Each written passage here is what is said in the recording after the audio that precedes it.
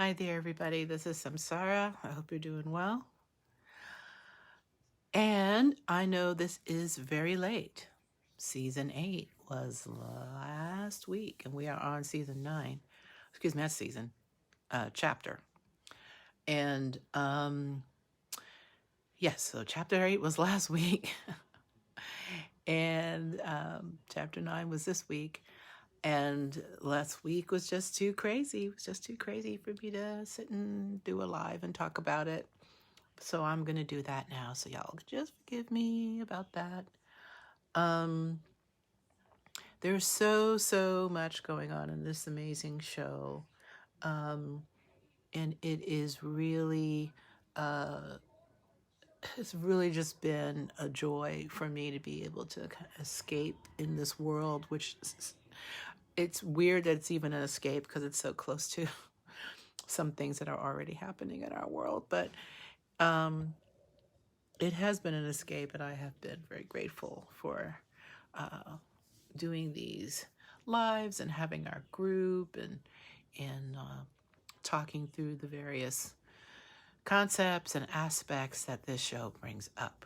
So this episode opens with June cutting off her hair, and of course that's a very symbolic gesture. Indigenous braves cut their hair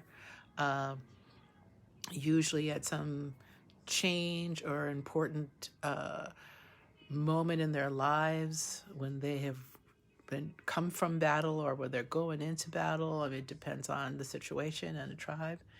So we see this person who's been through so much. June has just been through so bloody much, cutting her hair and just looking at herself and pressing the reset button, it looks like to me. And then we see this group, the supposed support group, and that is run by Moira. And they're in this dark room. It is a library, but it's kind of dark and it's gloomy, and everybody is just kind of plodding along there. There's not a lot of life and spirit in this group. Basically, like, they're being told that they should be happy that they're free, but then one of the women says, well, my commander is free too. So, like, how free is she really when the person who hurt her so grievously is still free to just be happy as a clam, doing what he did to her, to other women as well, and other young girls, because Gilead's like that, unfortunately. So June is not really feeling this group, and we have a really, tight shot of her face and her intensity around answering the question if she's going to be testifying against the Waterfords, specifically Fred, and people ask her how she feels, and there's an assumption made that she's nervous, and she's like, no, I can't wait to say what I have to say. I can't wait to, actually have agency in this situation. I mean, that's the point of going to court, and that's the point of having the wheels of justice turn, is that the one who has been abused has the opportunity to speak up for themselves and to see those wheels turn in such a way that they actually get justice. So now where the group is over and June and Moira are speaking with each other, and she's having some issues with that group, as I have issues with that group. She's talking about how none of the women seem angry, and how everything's being kept so mellow, like their emotions are really being kept to a lower keel. As they're speaking, this woman comes in and she wants to talk with, I'm forgetting her name right now, isn't that ridiculous? She wants to speak to one of, excuse me, I'm going to hang out here and see. I forget her name.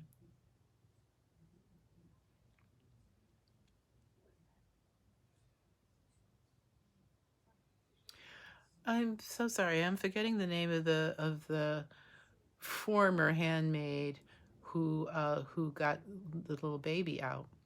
But this person is approaching her and wanting to talk to her and has left her contact information. And it's picked up by June. And June immediately feels like a little light bulb goes on over her head there. So now everybody's at dinner and there's a conversation about what's going on. We've been talking about the issues in their relationships and around sex and how things are challenging. June gives, I can't believe I can't remember her name. It's ridiculous. June hands over the information from the woman in the library. And it comes out that this woman is Irene.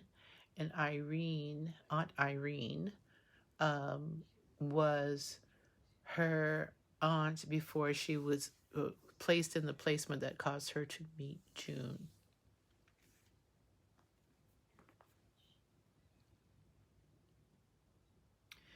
So Emily is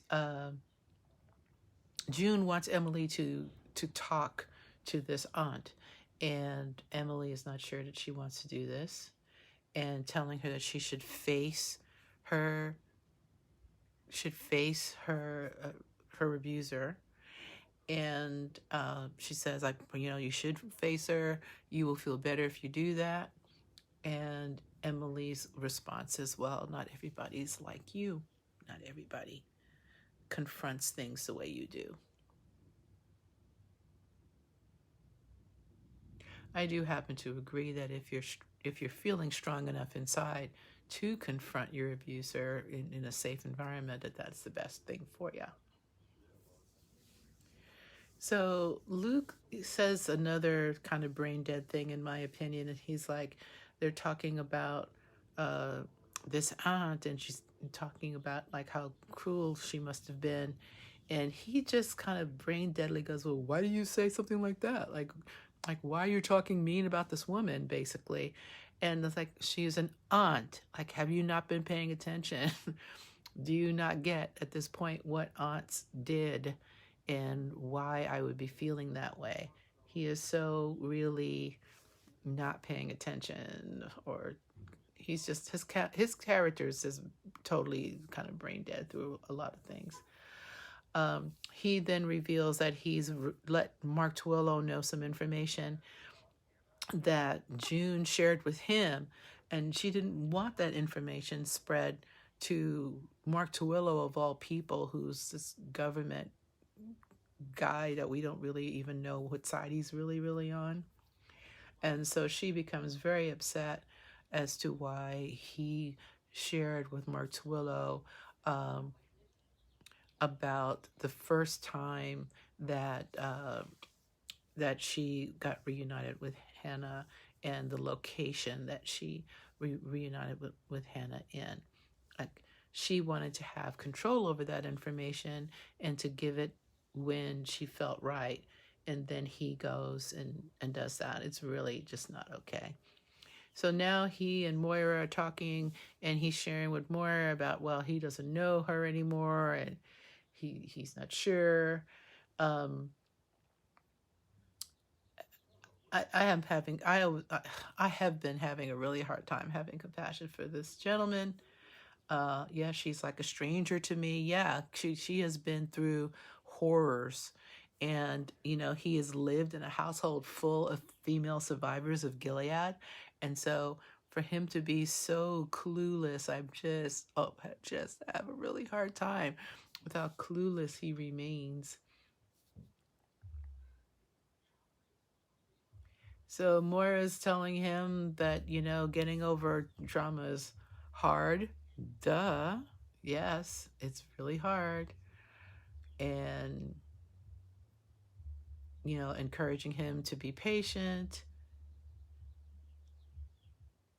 and saying you don't know what she's been through. But my question about that is, my feeling about that is that he should know.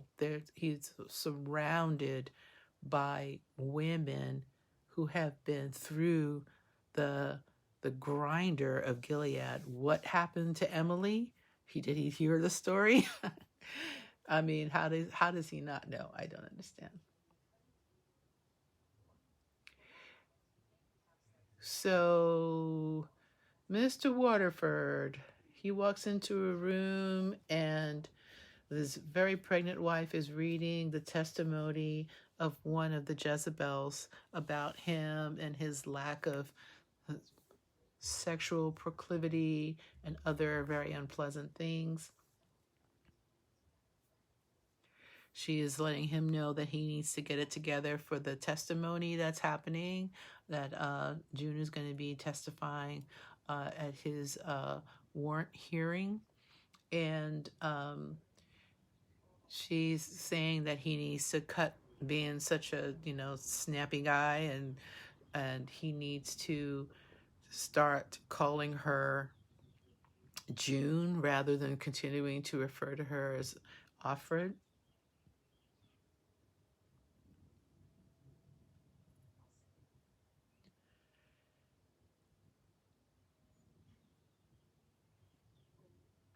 And his parting words to her is, wear the teal, because his thing is to make sure the two of them present a united front against whatever is going to come at them in court the next day.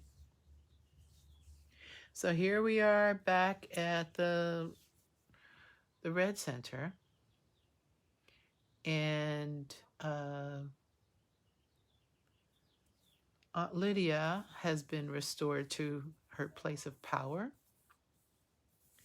and she is barking at the handmaids who are scrubbing the floor and critiquing how they're doing it. She is not pleased. She's wanting them to put some oomph into scrubbing that floor. There are two aunts nearby who appear to be laughing at Aunt Lydia, but I think that's what she thinks they're doing. But then she comes over and chides them for gossiping or hanging out, and then they quickly change their tune and quickly say they're happy to have her returned, and she's telling them about setting a good example by, being cruel at all times. Don't take a break to have a laugh whatsoever. And then she kind of lords over one small little handmaid who is having a hard time scrubbing the floor. And there's a stain that the poor handmaid tries to explain that she can't get off the floor. And Aunt Lydia just kind of loses her hairy little mind and tases the handmaid as well as one of the other aunts. And now is standing and breathing heavily, having her anxiety attack, knowing that she has gone too far. She's definitely gone too far in what she's just done. And she just kind of staggers out of the room. She begins to stagger a little bit, but then she rights herself, and then she just walks out of the space. Aunt Lydia, what is going on with her? We don't know. It's clear that Aunt Lydia is not anybody's favorite aunt. It's clear that she's only where she is because she got help to get back in. And what's brewing in her feverish little mind, we'll never know.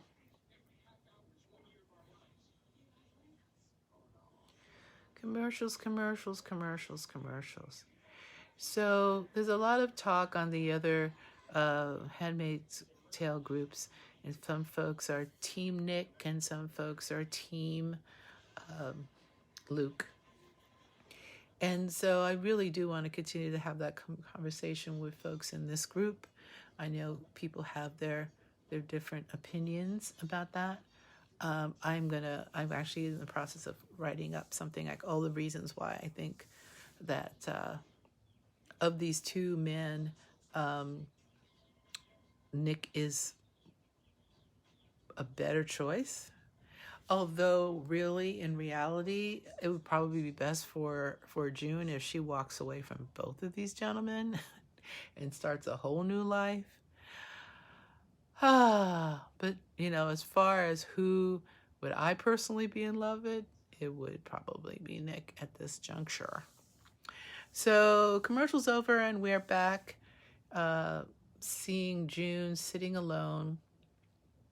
Oh, I forgot to mention how she has asked Luke to not come to the hearing. So she's walking down a long corridor now. She's all by herself, but she certainly feels strong and in her power. They open the door for her, and she walks into this beautifully well-lit and appointed, it looks like courtroom or hearing room. It looks a teeny bit like the UN, not as many chairs, but kind of like that, reminds me. And there are the Waterfords sitting there. And Mr. Waterford can barely look at her, but Mrs. Waterford actually keeps her eyes very steadily upon her, as Mrs. Waterford is the stronger person of the two. She's sworn in without a Bible, that her testimony be true. And who should walk in but Mark Twillow and Luke, completely disrespecting the fact that he was asked to not come. And why was he asked to not come? Because he falls apart at the drop of a hat, and she doesn't want him to be upset by what he will hear, because he is not actually a partner. Like, she is constantly taking care of him. Her big stress is about not, letting him down, like it wasn't like Hannah's not both of their child. It's ridiculous. So now we have this really super powerful scene, incredibly powerful scene, beautifully lit. And this one beautiful scene, which I don't think has any cuts in it, where she gives her victim impact statement, basically. And she tells basically the whole story of all that's happened to her since she has come into the Waterford household, how she was raped on numerous occasions that she was raped, how she was raped during her pregnancy. She explains totally the ceremony and how that goes. It's just an inspiring scene, it really is. She is not emotional. She is strong. She is clear. She lays it all out.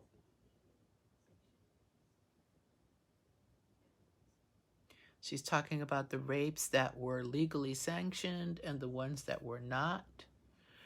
How Mrs. Waterford made her and Nick be together in her fierce desire to make a pregnancy. And that was a violation of Gilead law, and that she couldn't refuse that. She describes how her connection with Nick went down with Mrs. Waterford in the room with the both of them.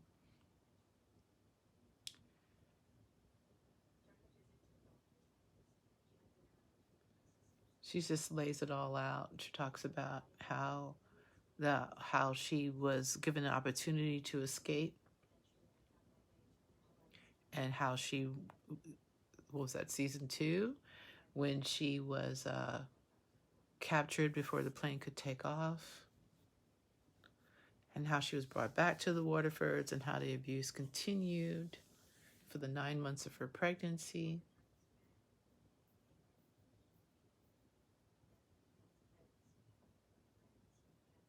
She's talking about that last final awful rape that took place when she had a quote unquote false labor, and how Mrs. Waterford was upset and humiliated in front of her friends because the labor wasn't going on. And so uh,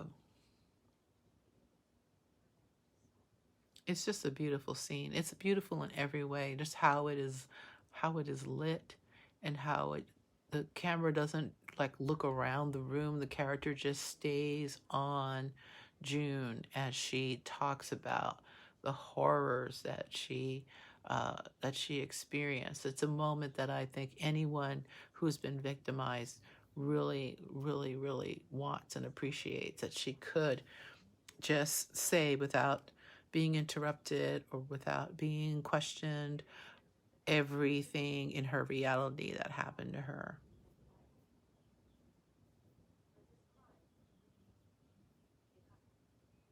Talking about how Serena's finger was cut off uh, because she wanted the girls of Gilead to have access to reading as well as the boys of Gilead.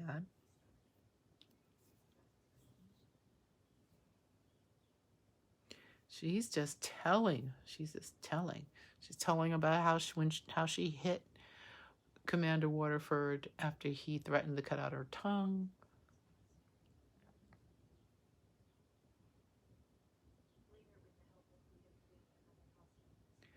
And she's sharing about her second opportunity to escape, and that was with baby Nicole, and how the the network of Marthas helped that to happen, and how she couldn't leave because she couldn't in good conscience as a mother leave when her other daughter was still in danger and Hannah was still there.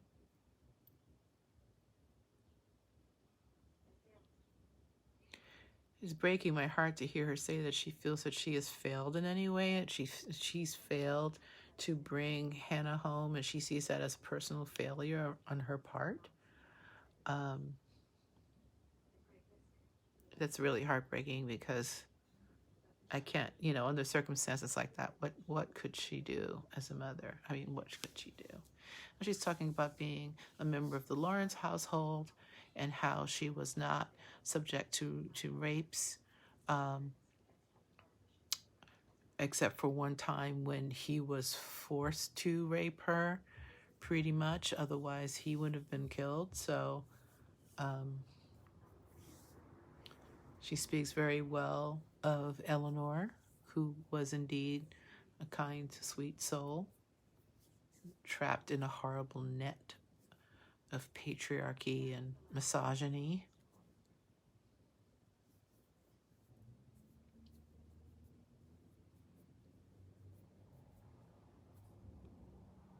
So, so, so, so powerful.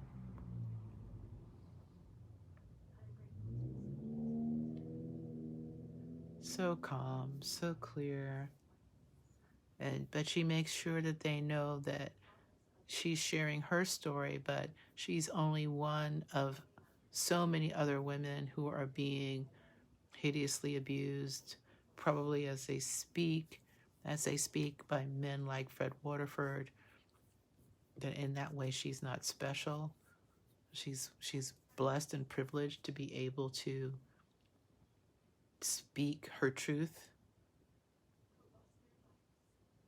in a way. She dedicates what she's saying to all of those who've lost their lives, who couldn't be saved, who couldn't get out. And it is for those women that I ask the International Court to confirm the charges against this man, this rotten man, and put him on trial. And she asked for the maximum possible sentencing. Yes, yes, yes. She asked for justice. Well, and so, Luke is always sitting there with this constipated look on his face. I just don't understand. I mean, I don't know. Does that mean he understands? Does he mean is he crying for his wife? No, he's just kind of. Forgive me, y'all will have to forgive me because I would love to see this character act with some gumption, and we'll talk about that in the next episode. So then Waterford's attorney gets to say some things, and she comes over and immediately does what unfortunately happens to victims of rape often. She tries to attack the character of June, and pointing out to the court that, well, she's lied about sex before, and or been dishonest about sex before, and that has to do with Luke being married when they first got together, and points out, well, you chose to be a handmaid. Well, that wasn't much of a choice because Jezebel, handmaid, colonies. That's not much of a choice. So yeah, this is patently unfair and patently horrible, and she responds appropriately to that. And then Waterford starts about how Gilead works, and that they were, that he and Mrs. Waterford have been blessed with their pregnancy because of Gilead's policies, and how only Gilead has a fertility rate that's actually rising as opposed to the rest of the world, and it's because that system that they have works and is productive. And June cuts him off, and she walks out of that courtroom like a boss. She is so strong, just walking out of that courtroom, not even glancing at Luke, because why should she? Is he going to be any help? Nah, I say nah.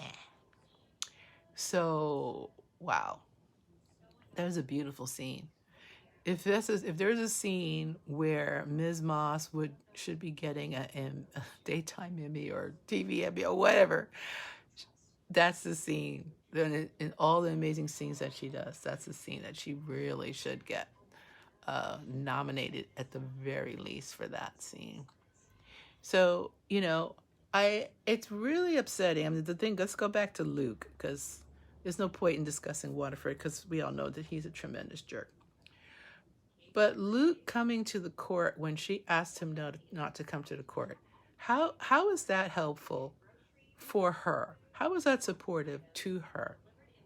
He is not the kind of partner who would be there in the supportive place for her. He's there for his own needs, his own need to know, and his own intentions for himself, not for her. And if somebody asks you to not be there, why can't you respect that? I mean, it just really, he's just always there simpering. He's like simpering. Gee willikers, gentlemen, what is going on with that? So she walks out of the courtroom not like holding a supportive partner's hand. Like, she's just left him in the dust, as he tends to be in the dust anyway. So now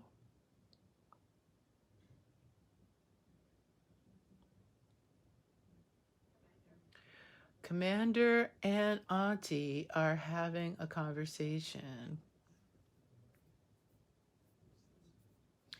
And Auntie is trying to defend her behavior and tasing Aunt Ruth and tasing that poor innocent little handmaid, and he is just not having it. He's like, there was no need to tase the handmaids because the handmaids have gotten all the fight kicked out of them for being in Gilead, being raised in Gilead at this point. So few of them probably know about being free, so they don't even fight anymore.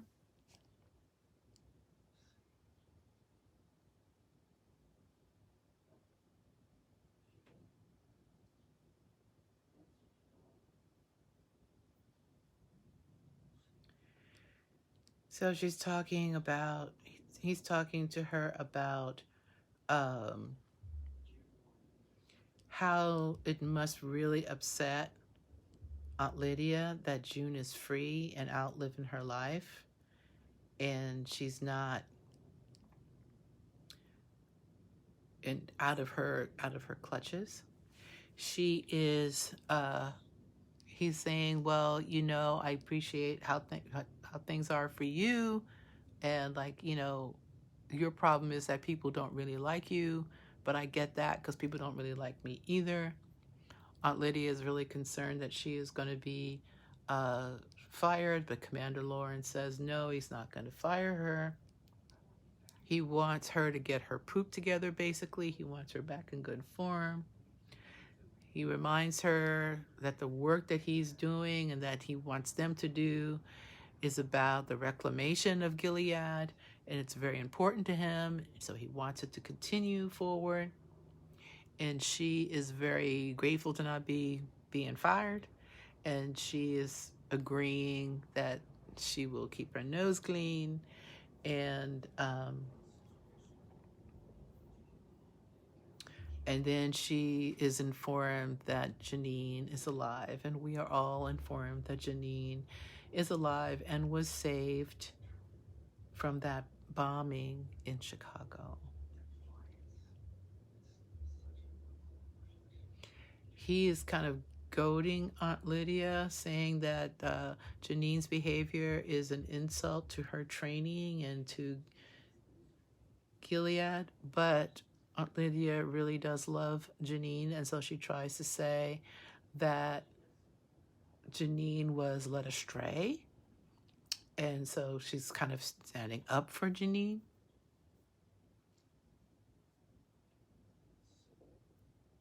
Commander Lawrence, what's up with him?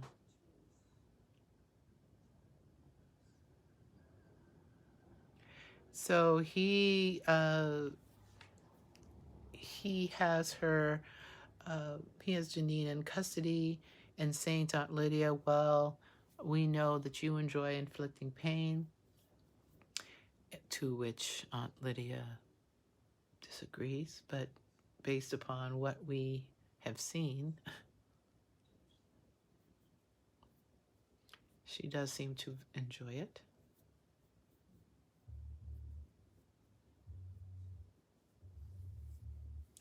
So, do with her what you will. That's pretty. Ooh. So, she basically, words to the effect of, like, well, you can't keep beating up on June anymore. She's gone. And clearly, you need an outlet for your masochistic urges. So, take Janine and do with her what you will. Very, very, very frightening. Very, very, very frightening. So now we're back in the support group, and June walks in, and June has brought this aunt with her into the group. And this is very upsetting.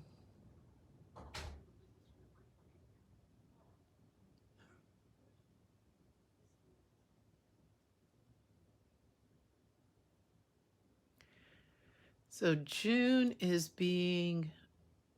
she's really taking matters in hand, and she's doing the same kind of a violation that was just done to her in the court, it seems to me, by by Luke.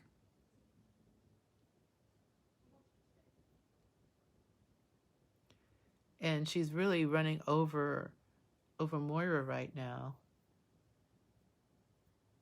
Because Moira wants this woman to be out, and now June has called a vote of the other support group members, and she says to her friend, I'm trying to help you, and I think it's important that you face this person who hurt you.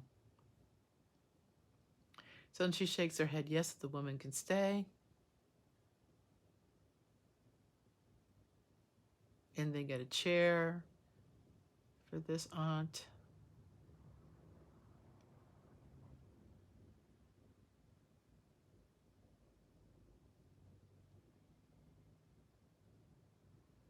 Goodness, goodness, goodness. And what does she do? She gives the world's worst amend in the history of amends. It's really not cool what she says.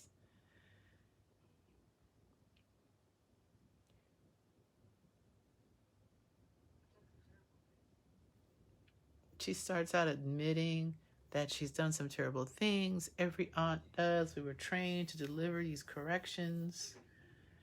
And June says, corrections, you mean beatings, torture? And she agrees the physical punishment was to help keep all of you alive. And Moira scoffs, as well she should. And she said, I never even touched you. I was like, that's crazy. Turns out she found out that she had a lover in her first posting, a Martha, and that she squealed. And then they continued the affair after Emily was transferred to another posting. So she squealed on that. She informed the eyes of their relationship. And so she is responsible for the deaths of her lover and for the mutilation of Emily's body. So she didn't have to touch her because she did a significant amount of damage to this poor person without having had to touch her. Unbelievable. And as June points out more and more the culpability of this aunt, Moira is trying to shut her down. And so here's the really, the horrible part of this not amend is that she's talking about how she has not had a moment's peace when she's realized that Emily was in town. And June is saying, you got away and you changed your life and you got a new name. And you thought you could just leave behind all the crap you did, and to the handmaids as well as specifically to Emily. And then this woman talks about how we are all God's children. And June is like, you people hide behind God whenever it suits you, which is the truth. So she goes to Emily, the aunt goes to Emily, like, please tell me what I can do to make things better. And it's like, ridiculous. What do you mean? And Emily says, nothing. You can't do anything. There's nothing you can do.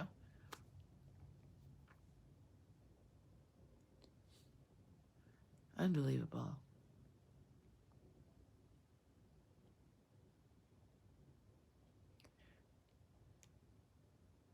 So Emily stands up and leaves. And the aunt is sitting there crying. That was so sloppy, selfish, stupid amend, I gotta say.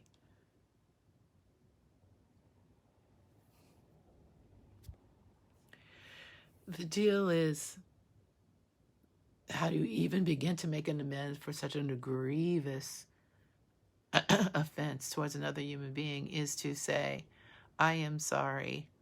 I did this. I take full responsibility. I turned myself in, and I turned myself over to the wheels of justice to do with me what they will, because what I did was so offensive that that's all I can do to even begin to make it right at this point. Rather than basically demanding the person that you offended should just forgive you on the spot because you said you should get forgiveness. It's so arrogant and awful. So now we're talking. We're back in June's house. June's looking pretty spry. She's eating her dinner, talking to Luke. Luke is apologizing for showing up where he was not wanted, and now and saying to her, "Well, now maybe we can just move on." Like, just move on.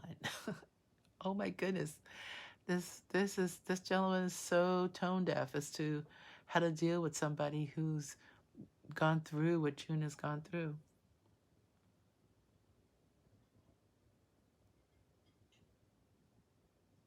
And then, it's about him. He's crying and he needs comfort.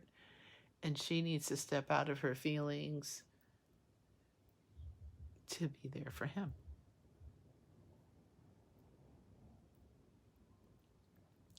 Oh dear, this guy.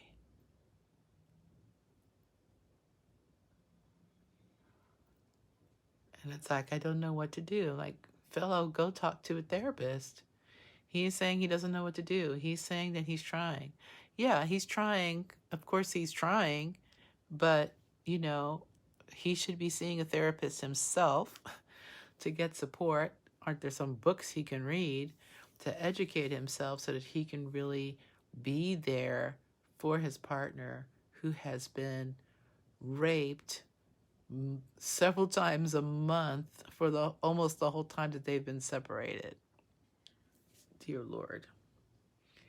So then she approaches him, and again, she is like sexualizing all these emotions. Like, there's things that she should be saying to him that she's not saying, and maybe anger at him that she should be expressing. And she looks angry as he pulls away from her and says, talk to me. And he's, affronted by her again sexualizing what should be a conversation between the two of them. But there's also the catch-22. Like, can he hear it? I mean, can he stand it? And I don't think he can. So she walks away. She walks away from him. And he's left sitting alone in the kitchen, feeling upset.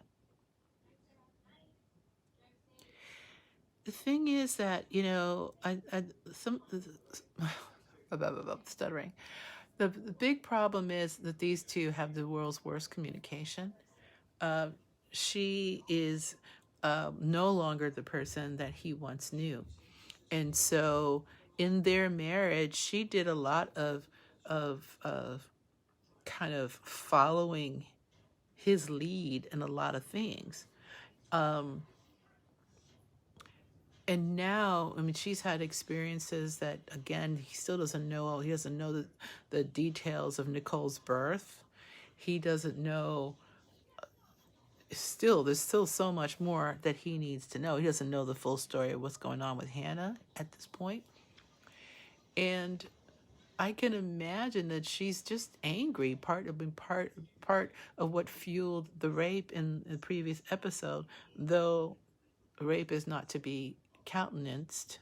I'm not making excuses for that. That should not have happened. And it was fueled by her impotent anger at not being able to talk to him, because she's not used to talking to him about hard things. She's not used to adversity, and that relationship is not used to holding adversity.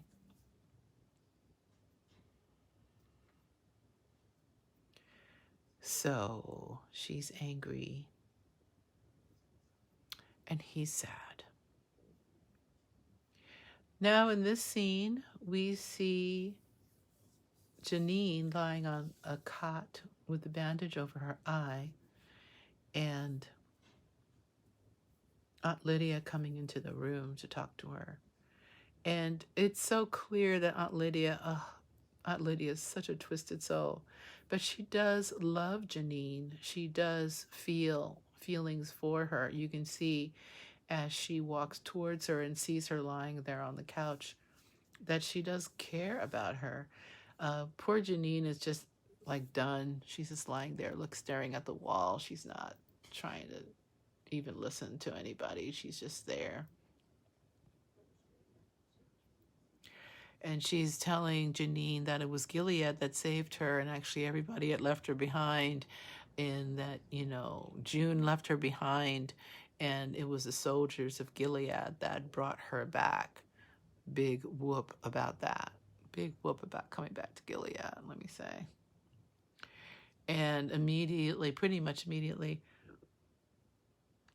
Janine asks where June is, and Aunt Lydia tells her that your friend is in Canada, that horrible place, that horrible godless place of Canada. all that free health care. And Janine is very, very happy to hear that her friend escaped, and she said she always knew that she would escape. And Aunt Lydia says, I don't know why you're happy, because she left you behind. And she's trying to inflict, even though she loves Janine, she's trying to inflict this pain upon her, the thought that her friend abandoned her. And she's done it before, and maybe this time you were just too much trouble. Janine knows better this time. She totally knows better, because she knows she was a tremendous help to her friend, and that she was prepared to be even more help.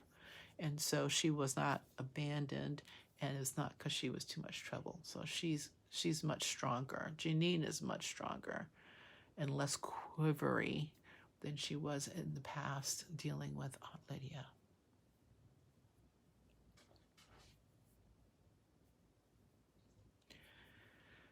She's asking to not be made a handmaid anymore.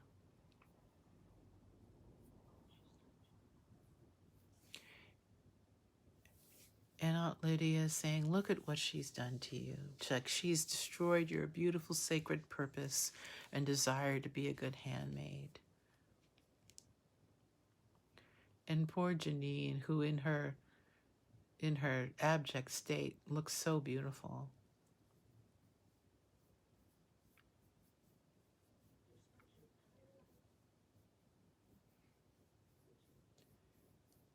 Aunt Lydia, she really goes below the belt. You've lived your whole life losing the people you love.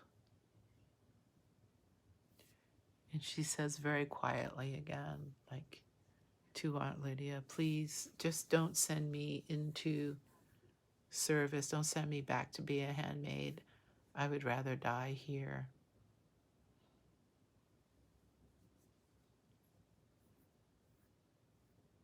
To which Aunt Lydia says, okay. And Aunt Lydia is crying. Strange, sad scene. Very strange, very sad.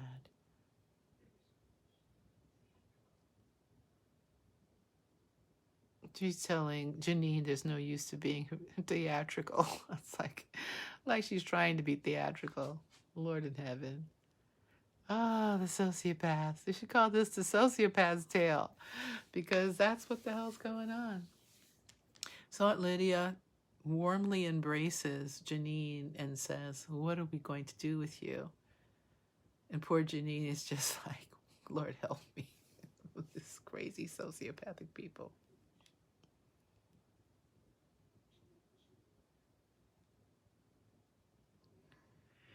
Well, Moira is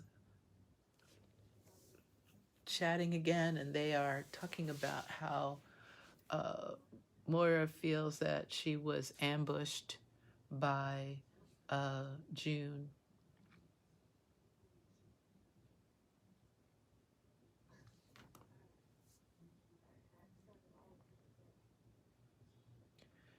And she's not really feeling ambushed at all. She's just, like she said, she said all she has to say, and all of them are looking for different ways to move forward. Moira expresses her desire to take all the crap that happened to them in Gilead and turn it into something worthy, something beautiful, and she doesn't know if that's possible.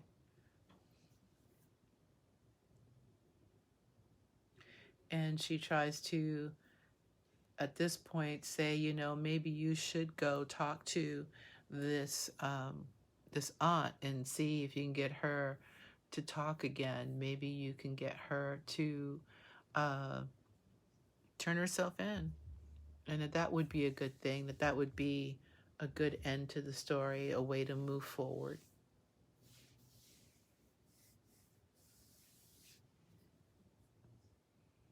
And they're sitting together enjoying a cup of coffee. And now we have her going to see, she's going to go visit this aunt. And she's driving to the address that was on the piece of paper.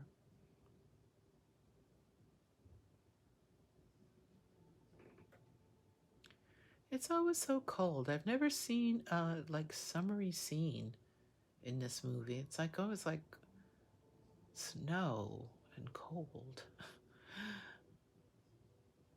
I don't think I guess their shooting schedule is just not during the summer at all. I don't know.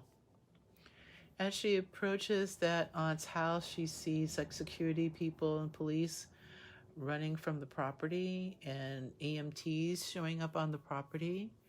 And she looks up and then she realizes that this is a great shot, that this aunt has hung herself. And is very powerful too because she's hung herself as folks are hung on the wall in Gilead, and the camera pans on the red slippers, red being the handmaid's color. And so we see this ex-handmaid turning her car away, moving away from the scene. She not approaching, passing the EMTs and fire people who are coming with ladders to get her down from where she's hung herself, and she's driving away and leaving that scene behind her. She seems very, very, very calm. Very, very, very calm.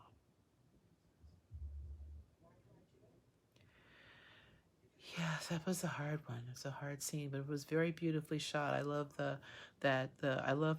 It sounds weird to say this, but I do love how this aunt hung herself. Aunt Ruth hung herself, and took her life in the way, the preferred way in Gilead of taking a life, which is hanging folks on the wall, and how she's just hanging there, one red slipper in the snow. Very poetic, very poetic. One red slipper still on her foot. Goodness. So what do you do? What do you do when the object of torture to you has been killed? Would it have felt better if she killed the aunt? Does she feel like resolved in some way? And we'll find that out in a minute, because right now I'm talking to you through the commercials, because I have the Hulu with the commercials in it. Yeah. I personally think that Moira should not be a support group facilitator. I don't think she has the skills for it.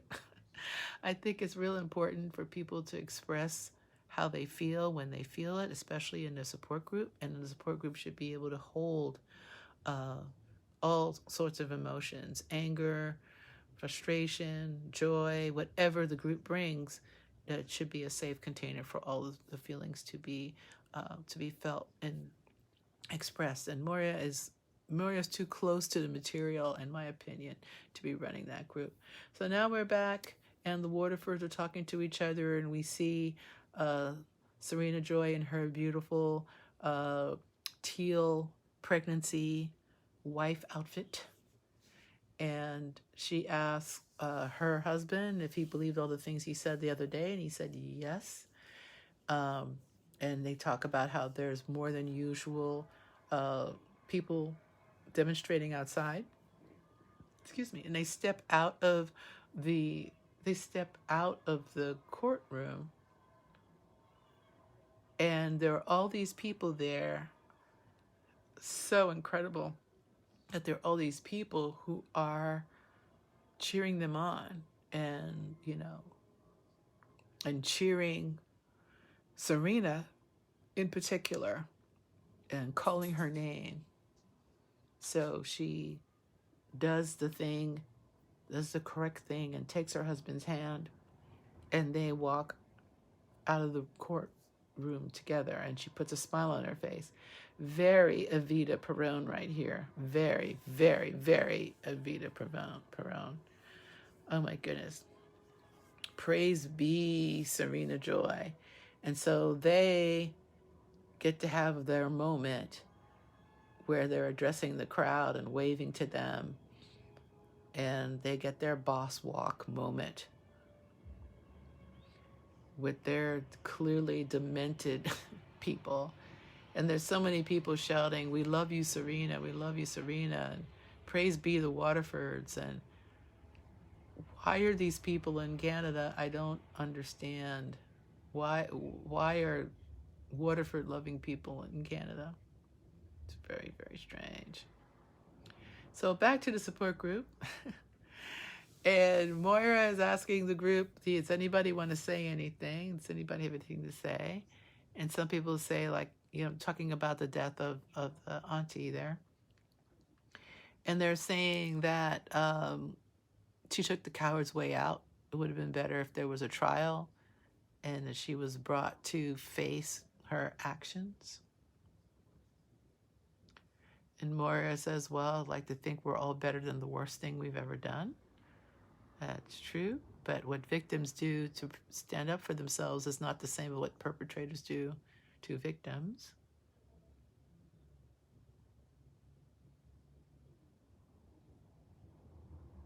And the group is trying to be supportive to Emily to say, I hope you don't feel responsible for her death.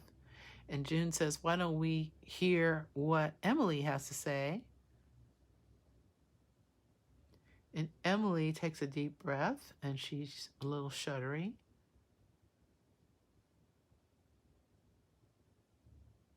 And she says, I feel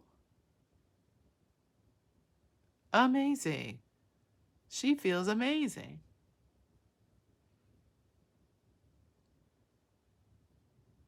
She's glad she's dead. Totally glad. And she hopes she had something to do with it. So there. And June is glowing. And then this opens up a floodgate in the group where people start talking about what they would do if their commander was there, and very, very, very clearly voicing anger at what they would do to the commander, what they would do to the wives. And Moira is dampening all that down and saying that, well, anger is a valid emotion, but it's important to heal, but we shouldn't get stuck in it. And so then if it's important to heal, why don't we just let folks heal it? And June says, well, why is healing the only goal? Why can't we feel our anger? Why can't we be angry if we feel angry?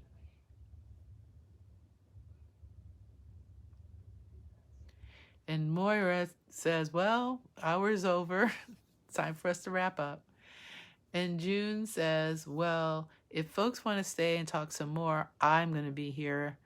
You all could join me and we can have an actual real conversation about our feelings right now. And all the other women in the group say they will stay. So Moira just loses her group. But I have to say, Moira needed to lose her group because that does not help somebody who's in trauma to have their feelings stamped down in their supposed safe place, And we have to trust that by expressing an emotion, them talking about their anger is not the same as them acting out their anger. So them talking about their anger is not something, it's own, feelings are not facts. Like they haven't gone and actually done anything. And they have to, as they were held down and forced to do things against their will, now they have to have the freedom to voice exactly how they feel and to be heard and affirmed in that. Anger is one of the stages of healing. And if you don't get to have your deep, righteous anger with support, healing is just not possible. My opinion, don't come for me. So now we're back at Luke's and June's house. She's come home from the support group. We're assuming that she's in a good frame of mind. She goes into the bedroom and approaches Luke. Clearly, being able to express her anger has helped her. She approaches him very tenderly and without anger and says that she needs to tell him something and that she needs to tell him about the last time she saw Hannah. And so now she's going to reveal this last bit of information, that last time that she saw their girl, which was hard. And so maybe now she feels that he can hold the information a little better, or she feels that she's strong enough now to not have to feel like she needs to take care of him in order to just say what's on her mind, what she would want to tell him anyway, whether he can hold it or not. And that's healing for June. That's important for June, and I'm glad she took that. So here we are. This was episode 8. Amazing episode this season. Every single episode has just been outstanding. I am posting about it a week late, so I'm sorry about that. I will post about episode 9 probably tomorrow or the next day to not fall too far behind, because this week coming up is the finale. And I don't even know how they're going to wrap up the season. There's so much going on. So thank you so much for walking through this amazing episode with me. Thank you for your forgiveness for this being so late. I'm a doula, so I have to go off doula-ing, and that means there's another beautiful baby girl in the world due to the hard work of my assistants and my virtual support. So we give thanks to that little angel. Please, I hope you, my friends in our Facebook group, enjoyed this commentary. I encourage you to post your own anytime you want. And if you found this on YouTube, I really would love it if you would like the video and if you would subscribe to our channel, Better Birth TV. Better Birth TV has all sorts of wonderful, juicy information about women's reproductive rights, about birth, about parenting, and all the things that, so many things that have to do with birthing and raising happy offspring, and being strong women and birthing people as we do it. So subscribe, like, do all those great things. Have a wonderful night. I'll be posting about episode 9 as soon as possible. And blessed be.